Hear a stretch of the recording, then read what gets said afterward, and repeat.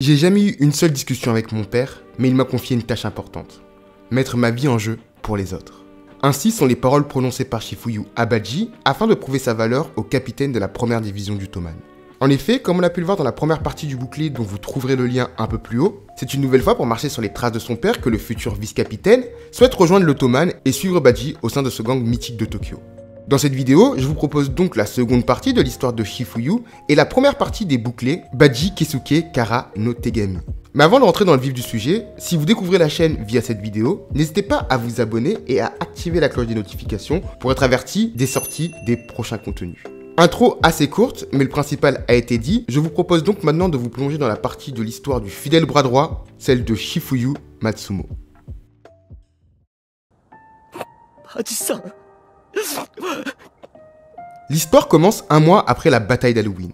Dans une scène nous propulsant dans un cimetière, on y retrouve Shifuyu accroupi au-dessus d'une tombe et accompagné d'une femme venue rendre visite à son défunt fils Badji. En effet, il s'agit de Ryoko Keisuke, une femme qui ressemble beaucoup au défunt capitaine dans ses traits mais également dans son caractère. Lors de cette visite, les deux personnages sont venus déposer un bouquet de fleurs sur la tombe du défunt capitaine et allumer quelques cierges afin d'accompagner son âme.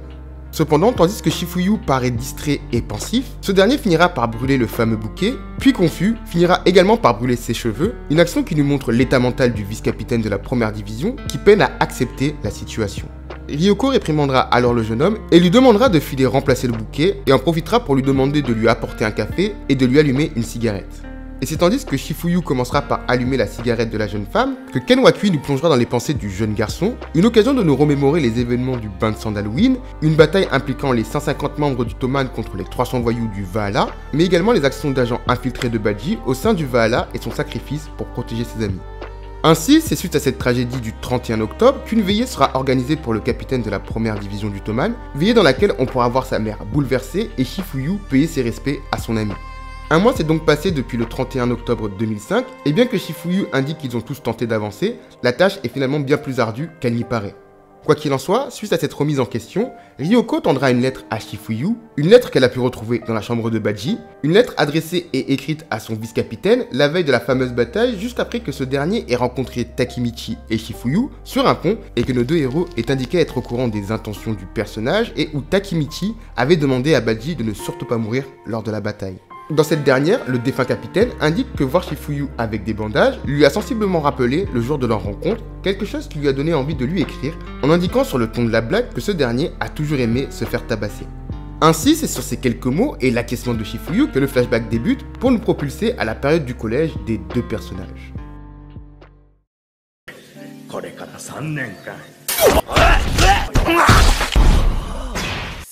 Le flashback débute donc avec une bagarre, ou plutôt une raclée donnée à Shifuyu à 3 lycéens venus en surnombre pour en découdre.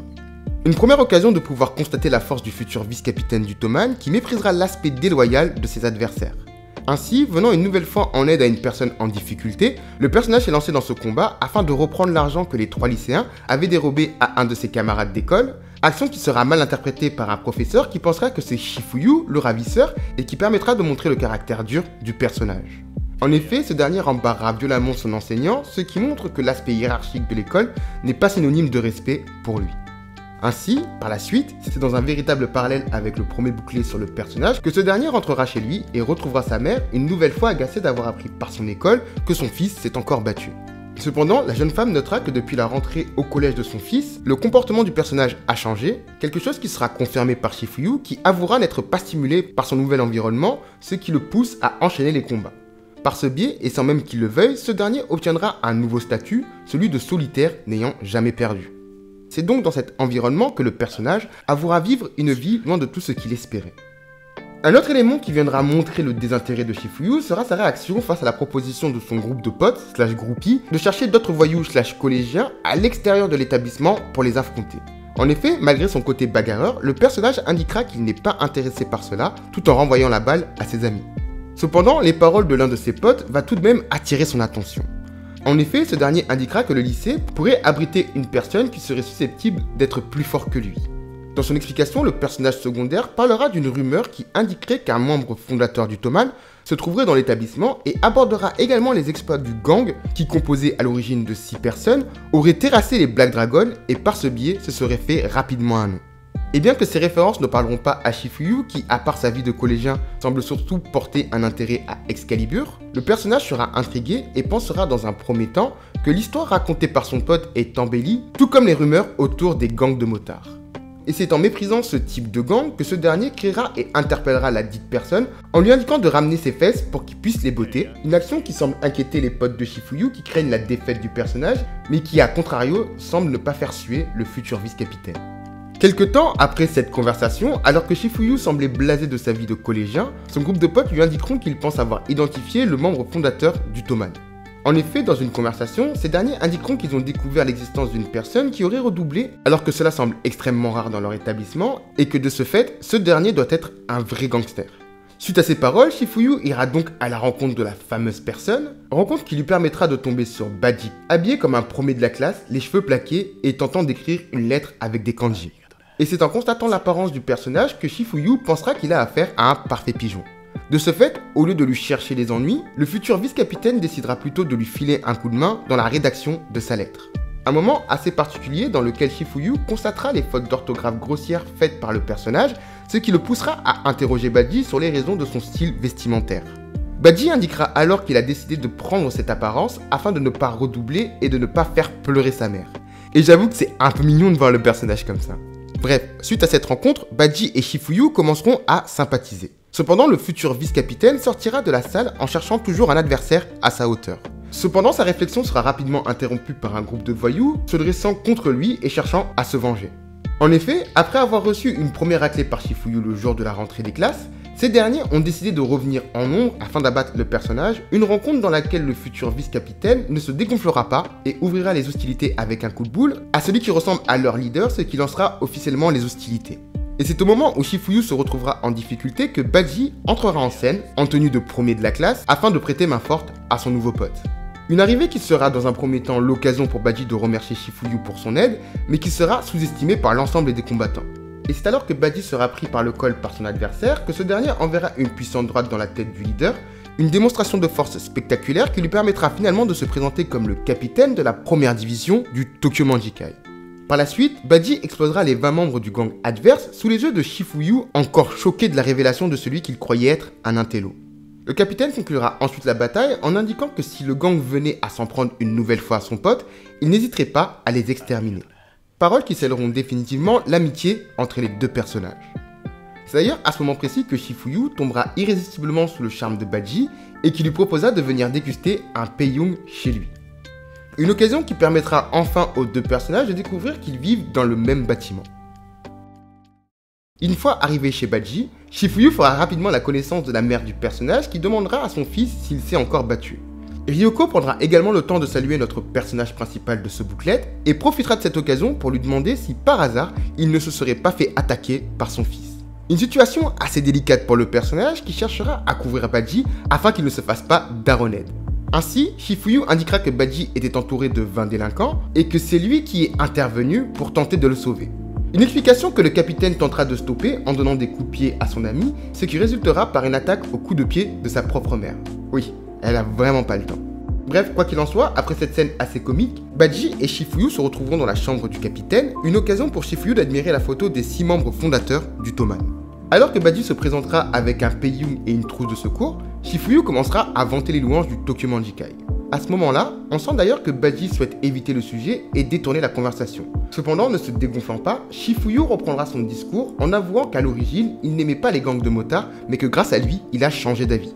Le personnage ajoutera également qu'il souhaite dorénavant rejoindre le Toman aux côtés de son nouvel ami. Cependant, Baji ne l'entendra pas de cette oreille et refusera la demande de Shifuyu, décision qui surprendra le personnage qui répondra qu'un peu plus tôt, le capitaine l'a pourtant appelé l'un de ses gars. Baji répondra que s'il suit la logique de Shifuyu, il devrait aussi intégrer son pote Mitarai de manière ironique car ce dernier n'a pas du tout le profil pour rejoindre le Toman. Le capitaine indiquera ensuite que pour lui, Shifuyu est bien son ami, mais un ami qui l'aide à écrire des lettres et que par conséquent, il ne souhaite pas que des innocents comme lui finissent par avoir des problèmes. Et malgré que notre personnage principal tentera de défendre sa position, la conversation sera clôturée par Baji, lui indiquant de manger son repas et de rentrer chez lui tout en sortant de sa chambre. Une fois seul, le capitaine de la première division du Toman indiquera qu'il n'a besoin de personne. Une phrase qui pourrait refléter son état d'esprit suite à la mort de Shinshiro, provoquée par Kazutora, une personne qu'il a ramenée au sein des futurs membres fondateurs. De retour en classe, Shifuyu n'aura pas abandonné l'idée de rejoindre l'Ottoman et afin de convaincre Badji de sa légitimité, ce dernier lui montrera une photo du délinquant le plus fort du collège de Ninami, collège probablement situé à Tokyo, une nouvelle négociation qui agacera Badji, d'autant plus que Shifuyu ne lâchera pas le capitaine d'une semelle afin de le faire craquer. Et c'est poussé à bout que Badji lui indiquera une nouvelle fois qu'il n'intégrera pas l'Ottoman tout en le menaçant de l'exploser la prochaine fois qu'il le croisera. Et c'est quelques cases plus tard que la menace faite par Badji sera mise à exécution. En effet, alors que ce dernier se baladait près du canal sous la pluie, le capitaine rencontrera Shifuyu une nouvelle fois prêt à prouver sa légitimité. Badji commencera donc par lui filer un coup de poing tout en lui indiquant de ne plus jamais tenter ce genre d'action. Coup de poing qui sera complimenté par Shifuyu qui indiquera n'avoir jamais reçu un coup comme ça. Cependant, le futur vice-capitaine ne compte pas céder pour autant. Ce dernier poursuivra en indiquant qu'il souhaite prouver à Badji qu'il a les épaules pour l'Ottoman et que sa démarche est plus que sincère. Badji lui indiquera alors que s'il souhaite rejoindre l'Ottoman, il n'a qu'à le faire par lui-même et qu'il n'aime pas le fait de savoir qu'il est constamment suivi en lui infligeant un nouveau coup de poing prêt à mettre un terme à toute cette histoire. En guise de réponse, Shifuyu commencera à se présenter et lui indiquera qu'il a perdu son père l'année de sa naissance. Ici, on apprend finalement que c'est pour sauver une petite fille qui allait se faire heurter par un camion que ce dernier s'est sacrifié, inspirant par la même occasion son propre fils. Cependant, malgré ces paroles touchantes et sincères du personnage, Badji continuera sa rafale de coups, rafale à laquelle Shifuyu résistera le temps d'une dernière révélation. J'ai jamais eu une seule discussion avec mon père, mais il m'a confié une tâche importante, mettre sa vie en jeu pour les autres. Par l'intermédiaire de ces paroles, Shifuyu conclura en indiquant qu'il souhaite dorénavant suivre Badji, et ce peu importe ce que le futur lui réserve, et que s'il a un problème avec ça, il n'a qu'à venir se battre. Ainsi, c'est sur ces paroles que Shifuyu s'effondra au sol et sera ramené à son domicile par Badji, le prenant sur son dos. De retour chez lui, Shifuyu se réveillera dans sa chambre et obtiendra de la part de sa mère une explication sur la raison de sa présence à son domicile. Et c'est alors que la jeune femme expliquera que c'est Badji qui l'a déposé chez lui, que leur conversation sera dérangée par un bruit de moto à l'extérieur du bâtiment. Shifuyu se rendra donc à la fenêtre et découvrira Badji assis sur sa bécane, fixant le futur vice-capitaine. Badji expliquera alors qu'il souhaite l'amener avec lui pour cette fois et que pour les prochaines fois, il n'aura qu'à se débrouiller. Ravi de cette nouvelle, Shifuyu se précipitera à l'extérieur sous les yeux de sa mère qui constatera qu'elle n'avait pas vu le visage de son fils comme ça depuis longtemps. Ainsi, la première partie de ce booklet se termine avec Shifuyu à l'arrière de la moto de Badji et en route pour rencontrer les membres fondateurs du Ottoman, ravi d'avoir trouvé un nouveau sens à sa vie. Et les amis, c'est ainsi que se termine cette vidéo. Comme d'habitude, si vous avez apprécié le contenu, n'hésitez pas à mettre un petit pouce bleu et à commenter afin de faire part de votre avis. Contrairement à ce que je vous ai annoncé, les bouclets qui sont sortis au mois de juillet sont composés de 3 chapitres. Par conséquent, je vous proposerai la seconde partie la semaine prochaine et puis une dernière partie la semaine suivante. Encore une fois, j'espère que cette histoire vous aura plu et pour ma part, il me reste à vous dire de bien vous porter et je vous dis à très bientôt.